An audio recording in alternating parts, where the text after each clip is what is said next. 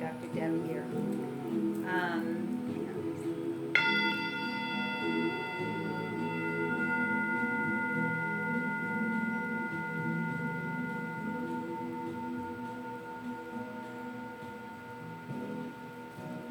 For such a time as this, it helps me ground.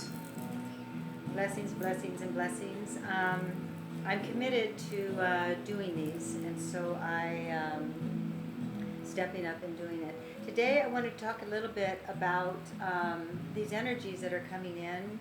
I don't know that much about astrology, to be honest. It's so new to me. While I was in the church, it was why should we ever worship the stars when they were created just like me? And it hasn't been until later that I realized as above, so below, as within, so without. So I now don't worship the stars because they were created just like me. However, I actually I have star stuff in me. So, and the planetary energies are amazing. I mean, to understand that helps me understand me. So bringing my psychology, bringing my spirituality, coming into that, as I'm integrating all of these things, we're in a time of change, of great change, and I'm paying close attention, and I pray that you all are too. I was thinking last night, what is it that I want to kind of share about? And I think what it is we have 3 P's in my work. It's personality, the different types of personalities that we are, and there's perspective.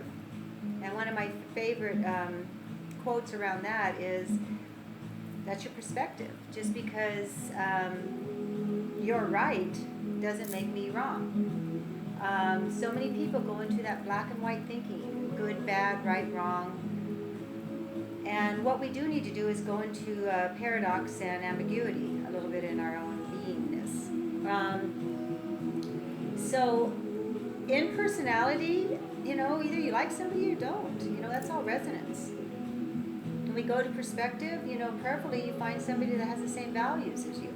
Because if they don't have your values, that's where people struggle. That's where people go into the power struggles, is with their values are being hurt. That's where people react. And then you have pathology. And pathology stems from inner work that needs to get done. It's the childhood wound, family of origin and how we grew up. If you didn't get enough nurturing in your family, and if you didn't have a good enough mother or caregiver, there's going to be a weakness in there. And so you're going to try to get all that you can. That's where the narcissists come through, and that type of a thing.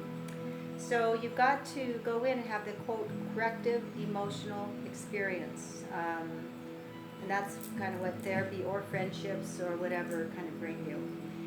We're coming up to the full moon, which is in Aquarius, on Thursday. And I want to give a little side note. I don't know how many of you guys know who Isabella Stoloff is. I think she's been around for a long time. She has the Orange County Healing Center, and she's going to be doing a fire ceremony. And they're very, very cool. She has a really cool big backyard, and she's Isabella's amazing. I love you, Isabella. So yeah, that's on Thursday night, and I guess Fullerton she lives.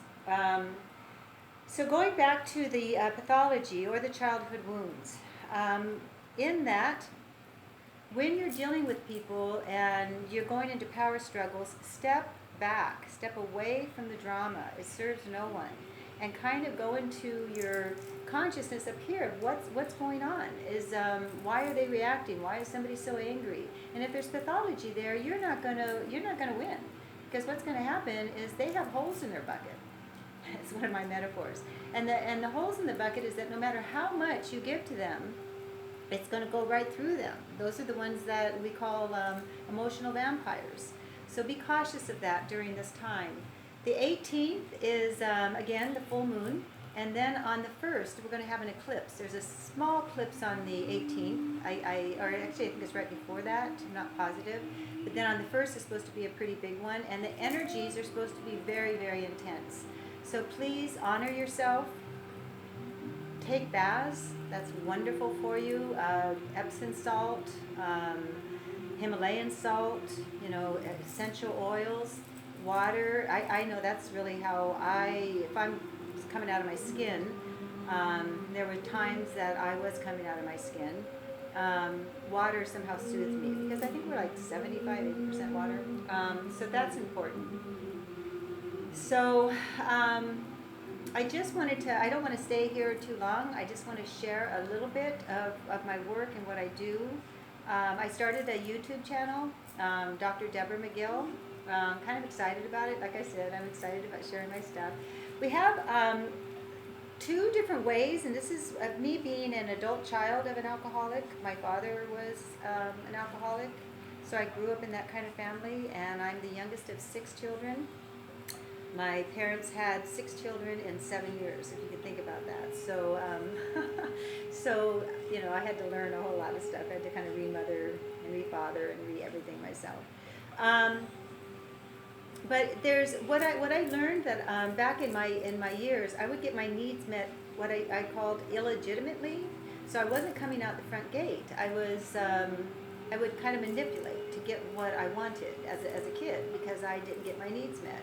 And then, of course, I became born again and became that good person. But then later, while I was studying in school, I was just like, oh, wow, oh, wow, oh, wow. Because when I realized I didn't get what I needed, and I was disconnected from my feelings, like I shared earlier, I never cried. What you learn is that there is something about getting your needs met legitimately, meaning coming out the front gate. I talk about speaking your truth even though it creates conflict and tension. It's very important to speak your truth and ask for what you want and need. My therapist way back in the day, I think 1995, I remember her asking me, Deborah, what are your needs? And one of the first things I actually work with clients is give me 4 values and 4 needs. And values are kind of easy to come up with, right? My highest value is spirituality. My second one is health, because if I don't have enough of me and I'm not healthy, how am I going to help you?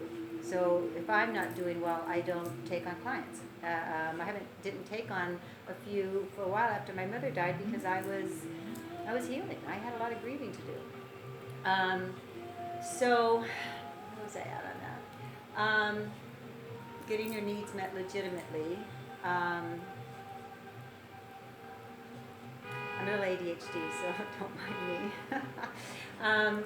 But going back to the childhood wounds, if indeed you are trying to get your needs met from another human being, stop.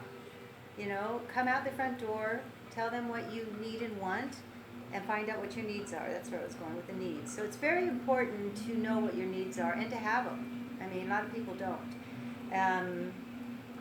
The church, where I was in, we created codependence. Why? Because, everybody wanted to be service to God, and I was one of them. And the fact is, if you don't have you, what are you giving to somebody else?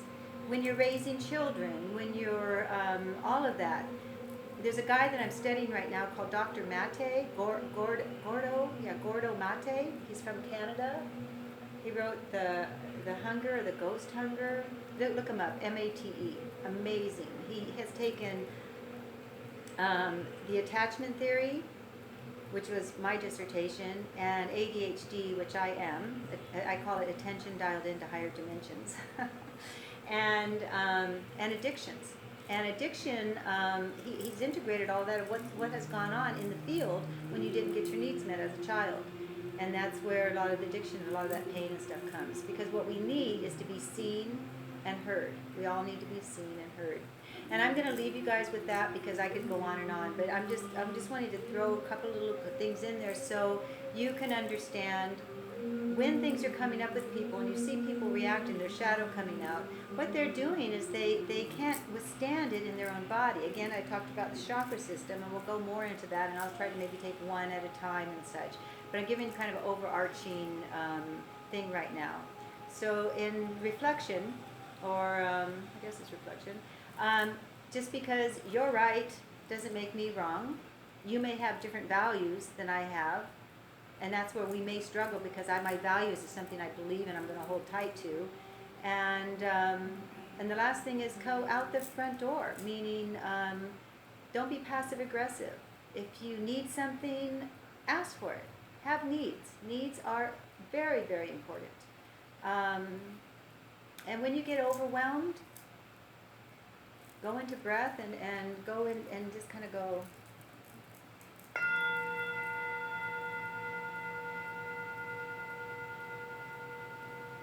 And when you breathe, breathe into your tummy.